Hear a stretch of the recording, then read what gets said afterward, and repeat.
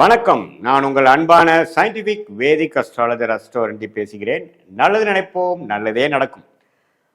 தொடர்ந்து நம்மளோட வீடியோஸில் வரக்கூடிய ஜோதிட கருத்துக்களை பார்த்து கொண்டு இருப்பீர்கள் என்று நம்புகிறேன்.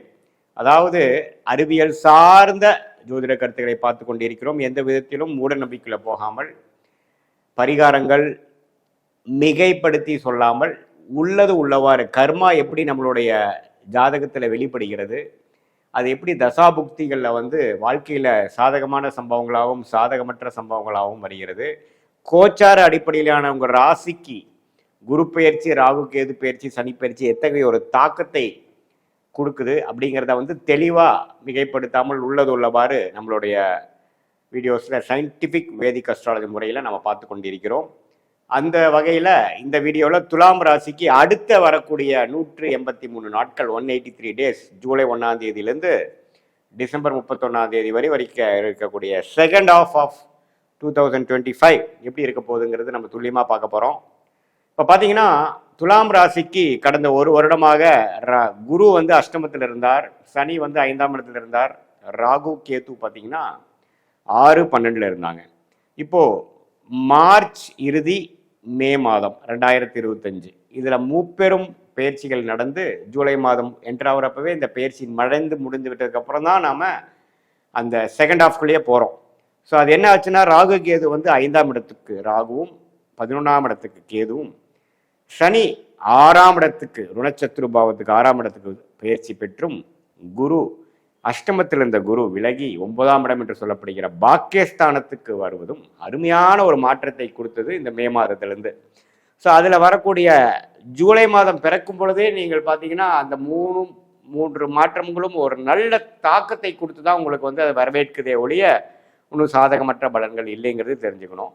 அடுத்து வரக்கூடிய அந்த 6 மாத காலங்கள் செகண்ட் ஹாஃப் ஆஃப் 2025 எப்படி இருக்குன்னா, துலாம் ராசிக்கு கடந்த ஒரு வருடமாக எதுவுமே ஒரு வேகமாக செல்லாமல், எந்த விஷயமும் நாம் திட்டமிட்டபடி எதுவுமே நடக்காமல் இருந்த ஒரு அமைப்பு மாறி கொஞ்சம் இன்ட்ரெஸ்டிங்காக, கொஞ்சம் சுறுசுறுப்பாக, சில விஷயங்கள் சுவாரஸ்யமாக, வயசு வித்தியாசம் இல்லாமல் எல்லா துலாம் ராசிக்காரர்களுக்கும் கொஞ்சம் நடக்கக்கூடிய கிரக அமைப்பு வந்திருக்குங்கிறது நீங்கள் தெரிஞ்சுக்கணும்.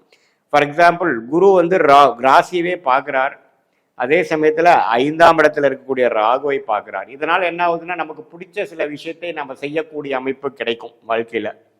இப்போ காதல் கை கூடுறது, நண்பர்களில் நல்ல ஒரு இணக்கமான ஒரு உறவு வருவது, ஒரு நிறையா ட்ரிப்பு போகுது, உங்களுக்கு பிடிச்ச சில விஷயங்கள் செய்கிறது, வாழ்க்கையில் கொஞ்சம் தனித்து ஒரு மாதிரியாக லோன்லியாக ஃபீல் பண்ணவங்களுக்கெல்லாம் ஒரு சோஷியல் லைஃப் இம்ப்ரூவ் ஆகுறது, இது மாதிரி பல விஷயங்கள் ஒரு சாதகமான விஷயங்கள் நடக்குது. இதுவரை சீனியர் சிட்டிசன்ஸ்லாம் கொஞ்சம் நோய்வாய்ப்பட்டு எந்த நோய் எந்த ட்ரீட்மெண்ட்டுக்கு எதுவே சரியாக மாட்டேங்குது சாமிங்கிற மாதிரி இருக்கிறவங்களுக்கு ஓரளவுக்கு நல்ல ஒரு அமைப்பு கிடைக்கிறது, படிப்படியாக நோய்த்தன்மை குறையிறது, வெளிநாட்டில் இருந்து சிரமப்படுறவங்களுக்கெல்லாம் கொஞ்சம் நல்ல ஒரு வீசா, நல்ல ஒரு ஸ்டேபிளான ஒரு ஜாபு, அது மாதிரி விஷயங்கள்லாம் கிடைக்கிறது. அது மாதிரி ஒரு சாதகமான அமைப்பு நல்லாவே வரக்கூடிய அமைப்பு இருக்குது. உங்களுடைய தசாபுக்திகளை இதுக்கு சப்போர்ட் பண்ணுதான்னு நம்ம பார்த்து இன்னுமே ஊர்ஜிதப்படுத்திக்க முடியும். அதே சமயத்தில் சனி பார்த்தீங்கன்னா 6ஆம் இடத்துக்கு வருவது பார்த்தீங்கன்னா ருணச்சத்ரு பாவத்தை கெடுப்பது மிகவும் நல்லது. ஸோ கடன்கள் அடைபடும், குழந்தைகள்னால இவ்வளோ செலவு பண்ணதுக்கு ஒரு ஏற்ற ஒரு நல்ல ஒரு ரிட்டர்ன்ஸ் வரும், அவங்களும் செட்டில் ஆவாங்க. அதே சமயத்தில் நோய்வாய்ப்படுறது குறைக்கும், வம்பு வழக்குகள் பல வருஷமாக ஒரு பிரச்சனை போயிட்டு இருந்து செட்டில்மெண்ட் ஆகும். இது மாதிரி விஷயங்கள்லாம் நடக்கக்கூடிய ஒரு காலகட்டமாக தான் அடுத்து வரக்கூடிய 183 நாட்கள் துலாம் ராசிக்காரர்களுக்கு 2025 செகண்ட் ஆஃப் ஒரு நல்ல ஒரு மாற்றத்தை கொடுக்கக்கூடிய ஒரு அருமையான ஒரு காலகட்டமாக துலாம் ராசிக்காரர்களுக்கு வருகிறது. 11ஆம் இடத்துல கேது இருந்து நல்ல பலனை கொடுக்க போகிறார். கேது திசை நடக்கிறவங்களுக்குலாம் கொஞ்சம் பாசிட்டிவாக நல்ல விஷயங்கள் வரும். ஷேர் மார்க்கெட் அது மாதிரி விஷயத்துலலாம் இன்வால்வ் ஆகிறவங்க, இது வரைக்கும் பெரிய ரிட்டர்ன்ஸ் வரவங்க இப்போ கொஞ்சம் படிப்படியாக எடுத்து அதுலேருந்து விலகி பணம் வெளியில் எடுக்கக்கூடிய அமைப்புகள் இருக்குது. சுப விஷயங்கள் நடக்கக்கூடிய அமைப்புகள் உண்டு.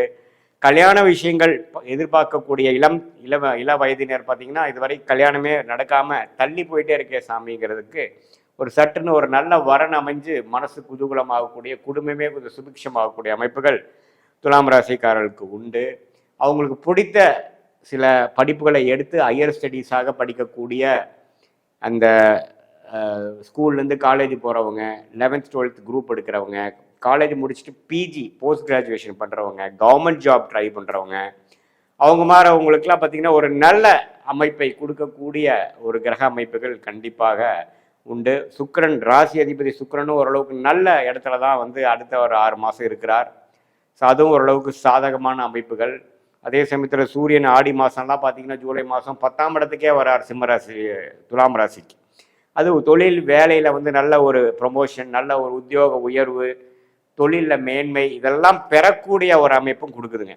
ஸோ இதெல்லாம் பார்த்தீங்கன்னா கூட்டி கழித்து பார்க்கும் பொழுது பண விஷயங்கள் கொஞ்சம் பெட்டரு, கடன் கொஞ்சம் குறையிறது, இஎம்ஐ கட்டுறவங்களாம் கொஞ்சம் பார்ட் பேமெண்ட் பண்ணி கொஞ்சம் கழுத்தில் இருக்கக்கூடிய அந்த அந்த பாரம் கத்தி வைக்கக்கூடிய அமைப்புலேருந்து கொஞ்சம் வரைக்கும் கொஞ்சம் மூச்சு விடக்கூடிய அளவுக்கு கொஞ்சம் ஃபினான்ஷியல் கண்டிஷன்ஸ் கொஞ்சம் பெட்டராக வரக்கூடிய அமைப்புகள். குழந்தை பெறாமல் இவ்வளோ நாளாக கஷ்டப்படுறவங்களுக்கு குழந்தை பெரு கிடைக்கக்கூடிய அமைப்பு.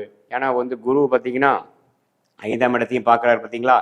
ஸோ இது எல்லாமே வந்து ஓரளவுக்கு நல்ல பாசிட்டிவான ஒரு விஷயங்கள் கொடுக்கக்கூடியது. முயற்சிகள் அதிகமாக வருது, சகோதரர்கள் சகோதரிகள் மூலமாக சில பெனிஃபிட்ஸ் கிடைக்கிறது.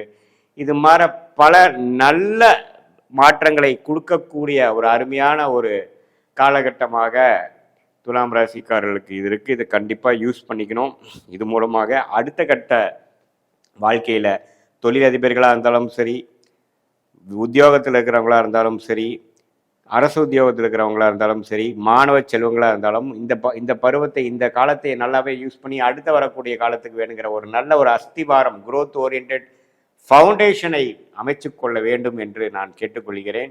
ஒன்றுமே இது வந்து ஒரு பொதுவான பலனே தவிர உங்களுடைய ஜாதகத்தில் எந்த லக்னத்தில் பிறந்தீங்க, எந்த நேரம், எந்த நாட்டில், எந்த ஊரில் பிறந்ததுங்கிற அடிப்படையில் உங்களுடைய ஜென்ம ஜாதகத்தை அமைத்து திருக்கணித பஞ்சாங்கத்தை அமைத்து நீ எந்த லக்னத்தில் பிறந்தீங்க, அந்த லக்னாதிபதி எப்படி இருக்கார், என்ன தசா புக்திகள் இப்போ சென்று கொண்டிருக்கிறது வந்து கொண்டிருக்கிறது, அந்த தசாநாதன் புக்திநாதன் நம்ம பேசின கோச்சாரத்தில் எது மாதிரி ஒரு அமைப்பில் போயிட்டு இருக்கார், இதெல்லாம் ஒருங்கிணைத்து பார்க்கும் பொழுது உண்மையே துல்லியமான பலன்கள் ஷார்ட் டேர்ம் எப்படி இருக்கு, லாங் டேர்ம் எப்படி இருக்கு, எது மாற முடிவுகள் எப்போ எடுப்பது நல்லது, அடுத்த வரக்கூடிய காலகட்டங்கள் எது மாற திசையில் நம்ம வாழ்க்கை செல்லக்கூடிய அமைப்பு காட்டுது நம்மளுடைய ஜாதகத்திலையும் இந்த கோச்சார் அமைப்புங்கிறதெல்லாம் துல்லியமாக எடுத்து அதன் மூலம் நீங்கள் வந்து எந்த முடிவை எப்படி எடுக்கணும் அப்படிங்கிற விஷயமும் டைம்லைன்ஸ் ஆஃப் அவர் லைஃப்னு தெரிஞ்சிட்டோம்னா தேவையில்லாத வீண் விரயங்கள், வீண் சமய விரயங்கள், ஃப்ரஸ்ட்ரேஷன், டென்ஷன் இதெல்லாம் இல்லாமல் நம்மளுடைய கர்ம பலனுக்கு